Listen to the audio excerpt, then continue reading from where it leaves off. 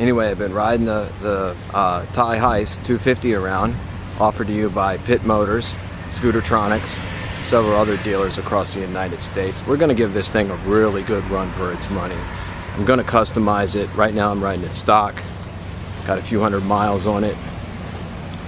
You do things with the carburetor, intake, air, fuel. Get the motor running optimum, which is not going to be hard for me at all. That's the puppy right there, the Thai Heist. And like I say, it comes from Pit Motors Ltd, which is also where I get my CPI scooters from, that currently are my top two-stroke performer with 45 miles per hour. And that's out of the box, my friends. The Thai Heist, I've only had it to maybe 70 at this point. I'm not riding it on the freeway. I have my CF Moto V5 for when I ride on the freeways. And it's mainly because I don't, the way the freeways are right now, with the bumps and everything, I don't, the Thai Heist doesn't have rear shocks, and it just has the springs in the seat. I mean, it's a true bobber. You know, it's the Thai Heist 250. Has like, it's a 167 FMM engine, so it's not quite 250 cc's. I think it's right around 220, maybe 229 cc's, but it definitely does move. It has 5-speed manual, front and rear disc brakes, which is a good thing. Instrument cluster, going to upgrade that also, because it only gives you the speedometer and the odometer, so there's no fuel gauge, there's no shifting, there's a turn signal idiot light, a few idiot lights. The gear idiot light isn't impressive, a high beam light. The mirrors are good, those are impressive, you can see out of them, no problem seeing out of them. But once again, no fuel gauge is really causing me a problem. I can't figure out the mileage on it, you know, and I have to keep looking in the tank to see what the tank is saying. Also, the fuel valve switch is the Peacock valve or the fuel cutoff, whatever you want to. It's very confusing. I don't know whether it's on, off, or what's going on. I've ridden it in both positions, so. Let's take a look at it. It actually says one is reserve, one is on, and then off is all the way back. Just like that. That's in the off position. This is on, and I believe this is the reserve tank. So I do believe it has a reserve tank because I've definitely ridden it. It has a 28mm carb in it. It's a nice carb. I think the idle jet definitely needs to come up on it. You have absolutely no storage whatsoever on this bike, which that's what a bobber does. I do have some soft luggage that I do add to it, and I carry a messenger bag. So the seat will also be upgraded, along with the seat will be upgraded. Handlebars will be completely upgraded. It has 29-inch handlebars, point to point. So I'm going to do 31 Z-bars on it. I'll definitely put a new instrument cluster on it, which will give me a fuel gauge.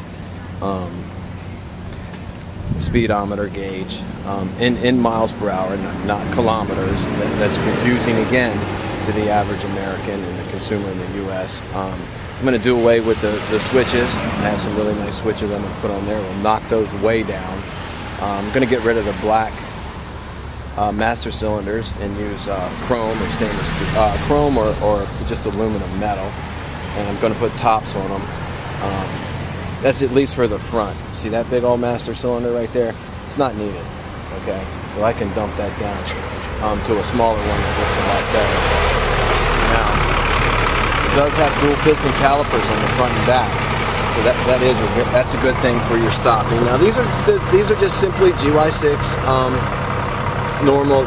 When I say GY6, I mean these dual piston calipers are used on just about every scooter and small motorcycle that's made.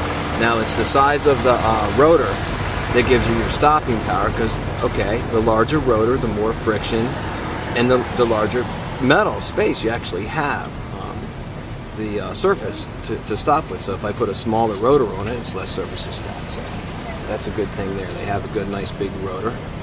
Have a nice 21-inch on the front tire, which is good. There's an 18 on the back. So I don't really have much problem with the tires. The 18 on the back, I do believe I'm going to increase that. It'll just make the ride a lot better. But then I might have problems with my fender but hopefully I can put a 20 or a 21. I'm sorry. It has an 18, so it'll stay an 18, but I'll increase it to, I don't know, no, I'll do maybe a 60, a 110, 60, 18. I mean, a 160. I don't know. Anyway, I'm going to increase the. I'm going to make that a bigger fat tire on the back, and I might have to rearrange the fender on the back.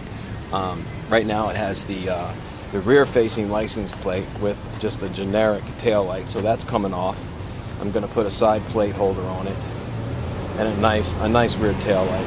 That rear tail light right there, I find it on the least expensive ATVs. So that's not what I have. The turn signals, they're definitely going to be changed to fighter bullets.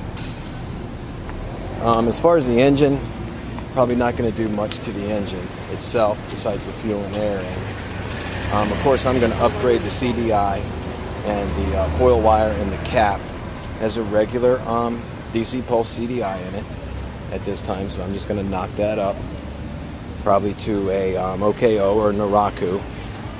The electronics in the bike, where the CDI is in where the ignition is, the round chrome and black cylinder that you have there. That's where your electrical wires are in your harness. So that's where your CDI is. So I'll fix that up right there. Won't be any problem. It's a regular scooter CDI, so it's not anything I can't handle. Now the carburetor, you see there is a Shinway 28 millimeter, which is found on the 250 Mongoose ATV. Go-karts, ATVs, that's where that carburetor comes from, that I know of. But you know what? I think I'm going to go ahead and put like a 21 millimeter flat slide Mikuni on there. That'll work out really well. Or I can slap a little Del Orto on there if I want to. They'll all work well. You just have to know what you're doing.